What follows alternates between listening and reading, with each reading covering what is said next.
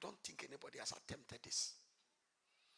And when I say you are young, between me and you are like my younger brother, even though you call me a father. But I think that I am convinced that put IV on some kind of administrative oversight. And when I put her there, everything changed. Everything. I realized, and I saw that I had a lot of peace to do a lot of things. And everything was better. He could, because before even he took over, every money we get, we spend it. He makes sure that, not that he just oversees the accountant, the finance board, this, checking them, and he makes sure that we even have reserves.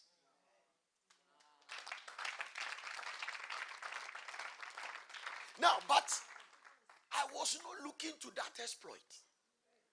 I was trying to change it to suit me, instead of changing it to suit God. So every one of us here, if you are having some problem, it's because we are changing our partners to suit us.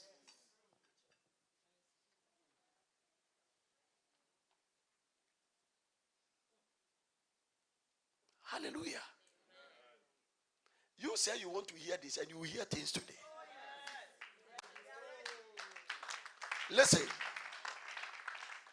I was typing some points here. One of them, I said that maturity is when, it's a quote from somebody, maturity is when you stop trying to change people,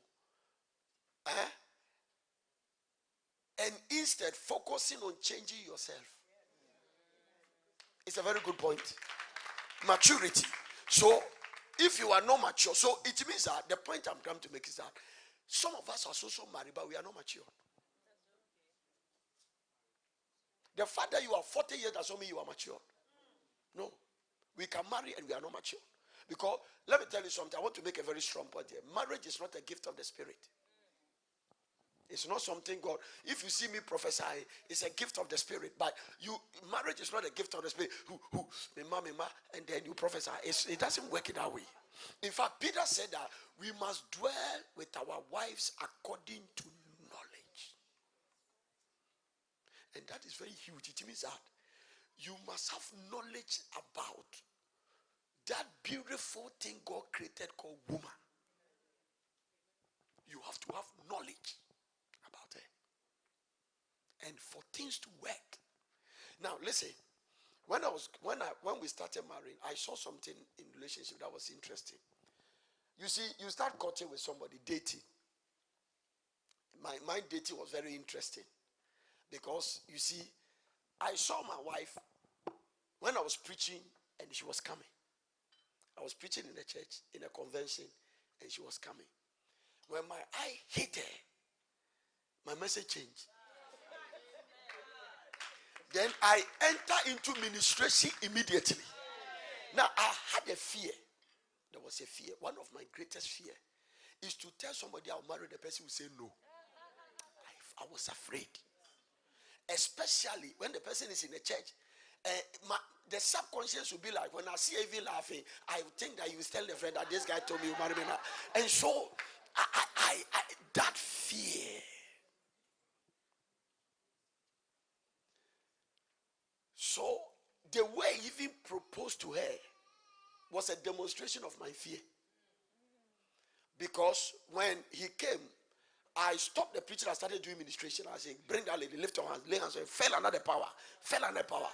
And then he was under the power. And I say, I have a word for you. Whatever I said, I don't remember. I say, after church, let her see me at the vestry. When he came, I said, do you know you marry a pastor? He was standing looking at me. Strong prophetic unction.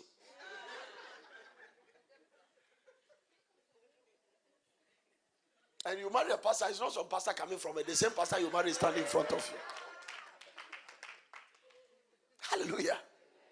And then so you see, my relationship started interesting. It's like more of a pastor congregation member relationship. Now let me show you something. As I talk to a lot of young people, I realize that they lack understanding about a lot of things. Do you know another thing to we fight is that tradition can fight your marriage? Tradition. I'm not saying culture. Tradition. There's nothing wrong with culture. God is not against culture, but God is against tradition. Because Jesus said, you made the word of God of none effect by the traditions of your fathers. I'll give you tradition. For instance, tradition. If you come to Africa, and all of us are Africans, but I can talk a little about Nigeria, I can talk a little about Ghana, I can talk a little about some few places I know. But let me start with Ghana. For instance, there is a certain part, or let me say region, or let me say tribe in Ghana that see women as slaves. That is the way they see them. They can even become pastors, and that mindset is still there. And so they marry, and to them, a woman must bring you water and kneel down till you finish drinking before that kind of thing. It is there. I've seen it. Culture, for instance, me, I grew up in a home. It's not say a home, but you see, we go for vacation because our family is huge. My grandfather has 58 children. They are all big guys, most of them. So they come in a year, and he's a chief, and so we come. But anytime I go there, you realize that I grew up in a certain traditional home that women and men don't bath in the same bathroom, and they don't bath in the same bucket. Now you have shower, though there was no showers. The shower that is only my grandfather bathed there. Nobody has a right to go and bath there, and we don't bath in the same bucket. Now, for instance, I grew up in an environment that one day I asked my mother, why do you people go here? My grandfather has even built a house for women who have their menses. So once you are here, everybody in the town know you are in your menses. Because when you are in your menses, you don't stay in that environment. You have to move. So, culture, traditional wise, menses appeared to me growing up as something a taboo.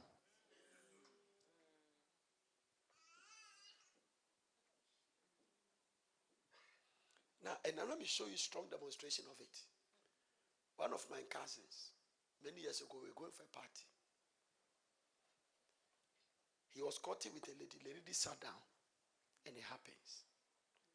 And when he wake up, I think accidentally I saw herself. And I said, what is this? What is this? What is this? What is this? Look. And everybody's attention. He acted that way because of the tradition. God has changed me. Let me tell you, one day something happened. Something happened to me. I was in an airport, and something happened to a lady like that. After the tradition was broken, and I saw when you stood up, I went straight to the lady. I said, sit down, my dear, sit down. He was like, please. I said, sit down. Then I told her, I think you've messed yourself, so take your time. So he sat down, and then by means everybody wake up, and he took care of it. And then he came and said, thank you very much.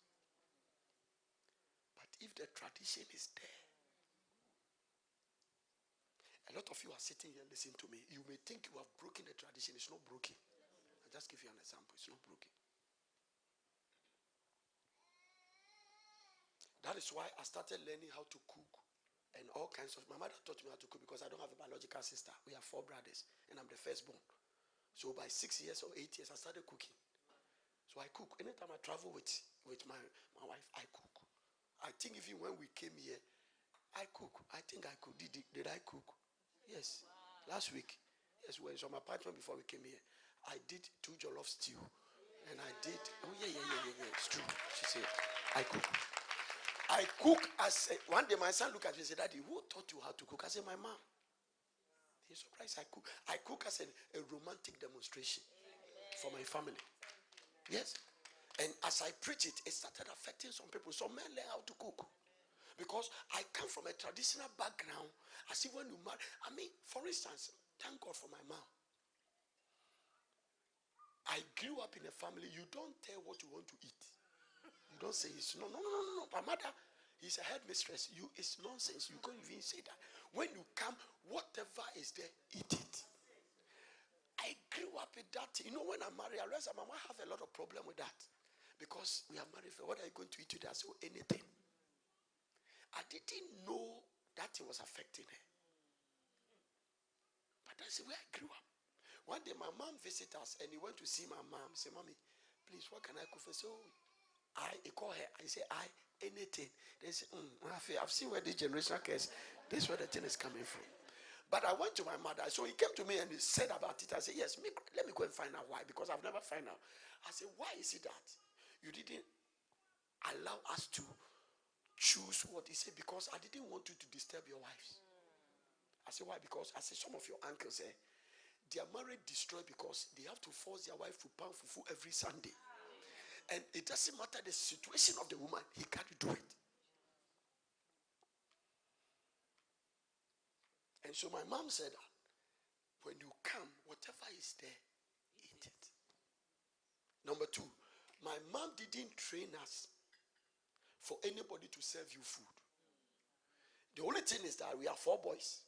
The meat in the soup is 8. And everybody must take 2. The only thing is that when you go first, you try to make sure that you take the bigger ones. So everybody wanted to eat early.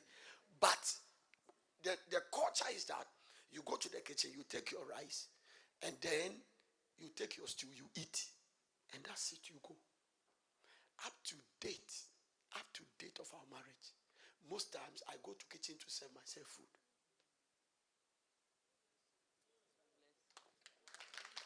It doesn't change anything. One pastor met me and he came around me and told me that, Prof, I want to ask you a question. I said that. And he said, I'm struggling. When I came around, I realized I'm struggling in my marriage. Because me and my wife, I think we are having problems.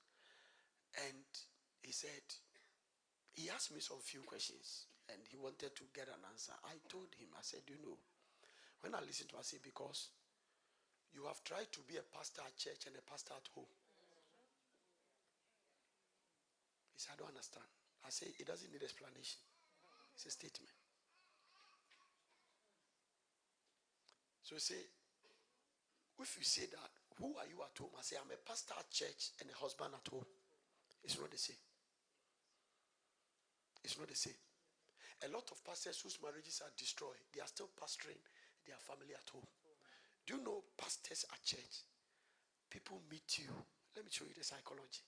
It's natural because of the anointing upon your life. You have a responsibility to honor me. It's your responsibility. So you see people come, oh, Daddy, how are you doing? Daddy, how are you doing? If you don't take it, you take it to the house. You want to come, honey, how are you doing? And so your wife does something, you are very disrespectful. It has gone into your head. Let me take it from pastor to a managerial position. Everybody come, good morning, sir. Sir, please, what can I do for you? And your wife come back, and then say, if he gets into you, then your wife too must be one of your staff.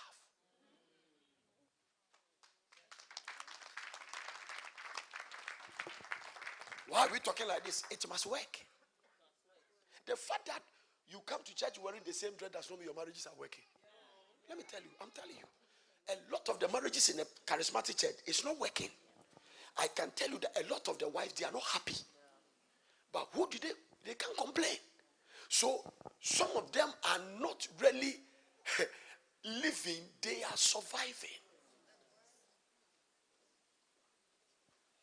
But marriage is not meant for that. In fact, I'm going to say something for some of you who come from some church. You don't fight me, but it's biblical. Marriage is not for better and for worse. No, it's human theology. It's human. There's no where the Bible says marriage for better and for worse. No scripture. If you find a wife, you find a good thing and obtain favor. So, oh Jesus, I don't want to preach. So even there is a special favor reserved for somebody who decide to marry. Special favor. One who chase after 1,000, 2 put 10,000 to fly. I thought when 2 can become 2,000. So God, even in his wisdom, said, when you marry, I move you from addition to multiplication. He doesn't change the figure, but he change the sign. 6 plus 6 is what? 6 times 6 is what? He doesn't change the figure, he change the sign. This is the extent of marriage. It changes the sign. It's not a spiritual gift. Let me make another point. You have a responsibility to make it work. It must work.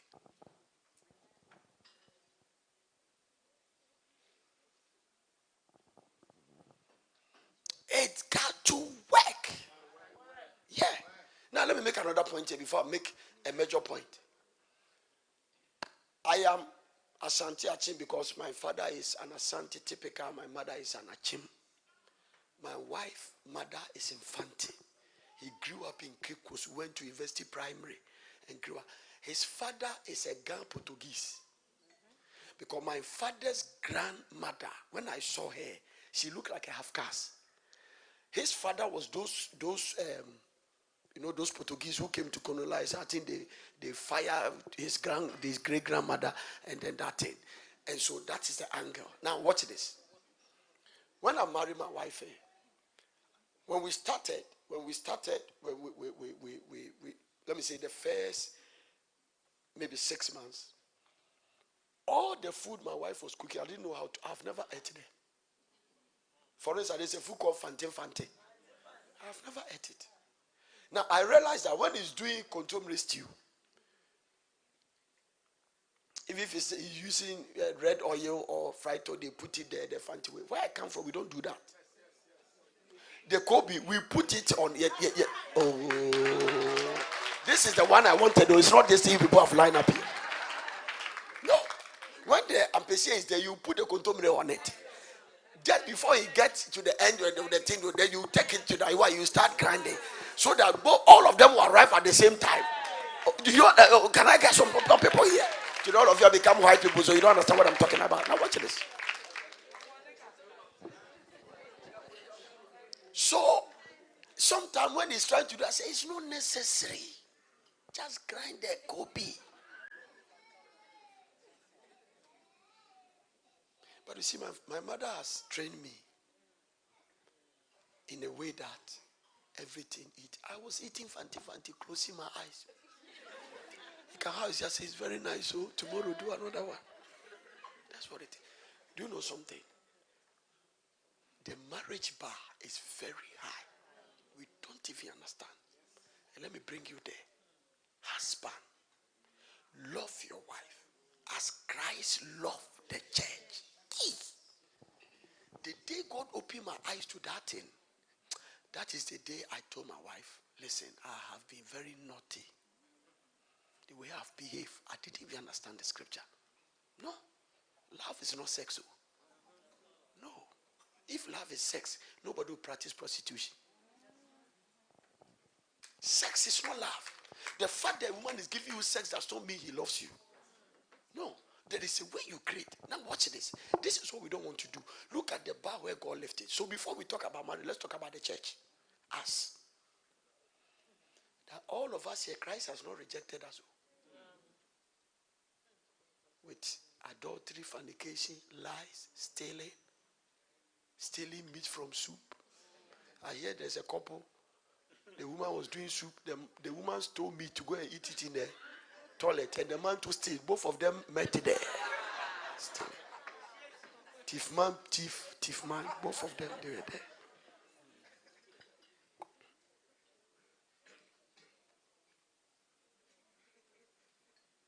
Can I continue? We are not ready to make what I call sacrificial love. This is why Jesus Christ is against divorce. And there are conditions you can divorce. Because the Bible even stated. But how did you even get to that side? For instance, he said when your wife is not faithful, you can divorce her. When they came talking about, can I give her a written divorce? Jesus said from the beginning it was not so. No. And he put it there. But what I'm trying to tell you is that we are all not ready to sacrifice. I have to be very honest with you, honestly. I love my wife now, not because she's here, than when I met her. And the reason I love her is because of understanding. And I also learned that you have to love people by faith.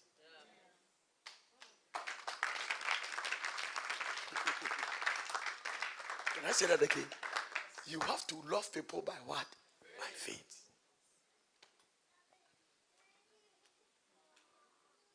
Maybe you have heard it before. One day, I sat with God like my normal thing I do. I say, Lord, you are not being fair to us as a man. He said, you have come here with those of Philistines again. Which one? I say, why do you tell us to love women? And you didn't tell them to love us. Or you say they should submit. So like they should to love us. Because it seems like they have no responsibility of their love towards us. And I love the way God answers things. It's very interesting. The Lord told me, he said, take your phone. He said, go to the place of calculator. I went there. You don't believe that God can talk to you like that, but God knows all these things. He said, type 2 plus 2. When I type it, he said, type 2 plus 2 and expect the answer to be 3. I said, no, I don't even want to go because it won't work. Type 2 plus 2 give you 2. Gap 2 plus 2 give you 4. And he said that the 4 that comes as an answer is not a gift of the Spirit. It's not a word of knowledge. It's been programmed. So that is why when you write your name, Ikechuku, they underline it red. The reason the computers underline it red is that the programmer didn't put Ikechuku inside.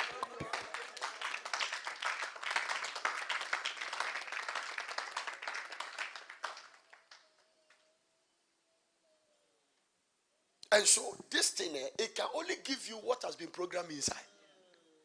And that's what the Lord told me. The reason I told you, he said that I created a woman and I presented the woman to you. So only the manufacturer knows the product. And the product cannot even tell it function. It's the manufacturer that tells the product its function. If you see an aircraft and ask an aircraft, what is your purpose? It can't tell you. If you see this machine and ask, hey machine, let's assume you have never seen one. And you say, machine, what is your purpose? Talk to me, what is your purpose? No. You have to find the one who created the machine. And ask the person, what's the purpose of this machine? And he'll tell you that it's a money something machine. So,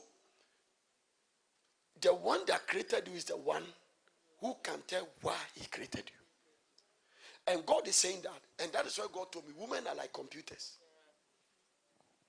The reason why I say love them is that whatever you put in them, they will bring it back to you. They themselves don't even know. I said something last time that hit somebody seriously. To the extent that I even came to give me a seed for that. About one of the mysteries about a woman. The way God created them. Whatever you give to them, they take it. They keep it. They incubate it. They multiply it and they bring it back to you. Interesting. Give her a sperm. He will take the sperm, keep it, incubate it, and give you a child.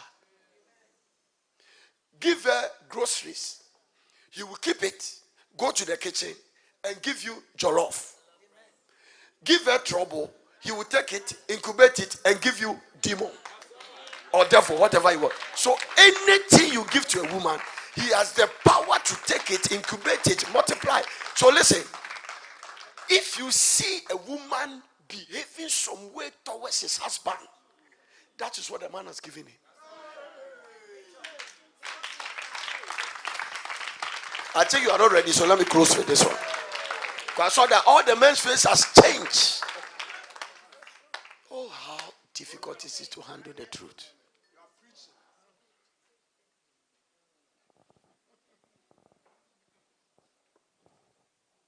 It's the simple truth. Women are so powerful that the day mommy said you have to eat. Oh. So should I stop? But they can just go around. So while they are eating, then I'm some people, they are interested in the word and the food, because if this food they can, everybody can cook in his house, so don't worry. Be the food they can cook it. Amen. Hallelujah. And I was going to make a point. Mama made a few point, I've forgotten the point. Oh, Jesus Christ. I've shifted into something.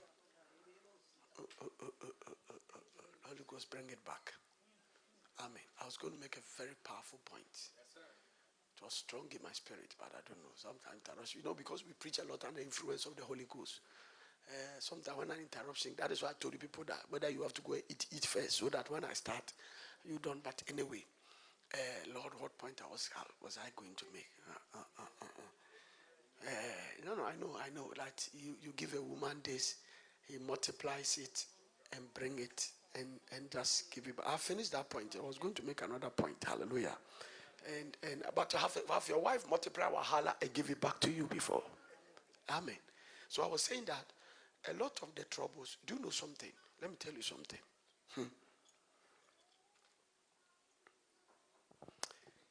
That is why even God, how do I put it?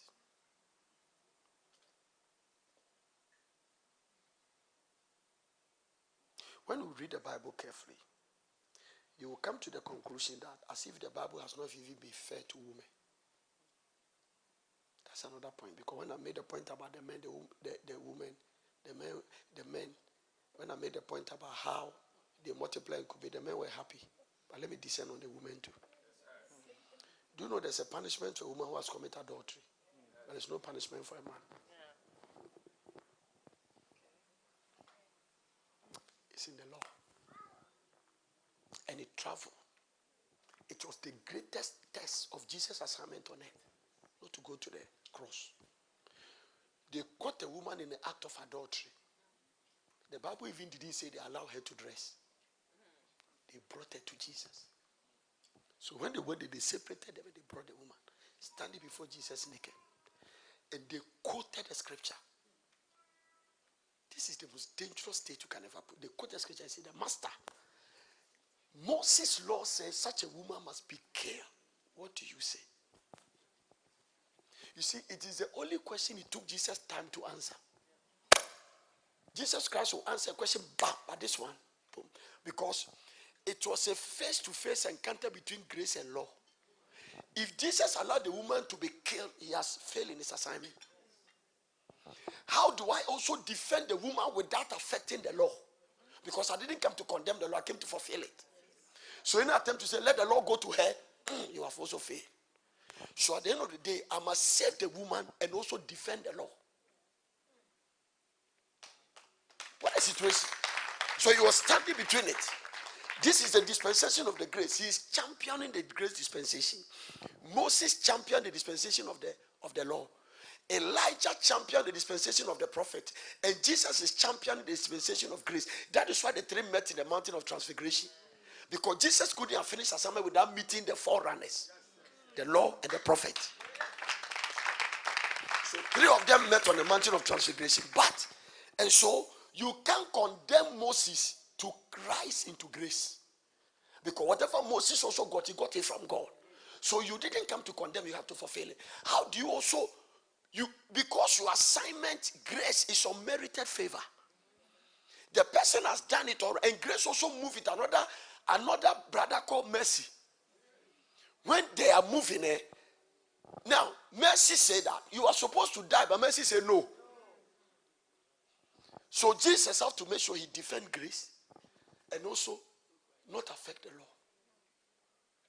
So look at what Jesus said. He find a loophole in their question. And that is what used to save the woman. You know, in the law, if you obey 99 and you break one, all the 99 is cancelled. Do you know that? Yeah. All the 99 is cancelled. So what you are saying is right. The woman has committed adultery. The law has given a punishment for adultery. But listen to what Jesus said. Any one of you without sin. He didn't say anyone without adultery. If he said anyone without adultery, they could have killed her. But any one of you without sin, it means that you have not committed adultery. Because I am the only person who have obeyed the law. Nobody is able to obey the law. Jesus said, Jesus is the only Jew who was able to obey all the law.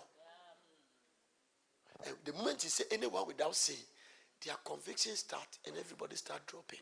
So at the end of the day, Jesus didn't go against the law. And he has also used grace to defend the woman.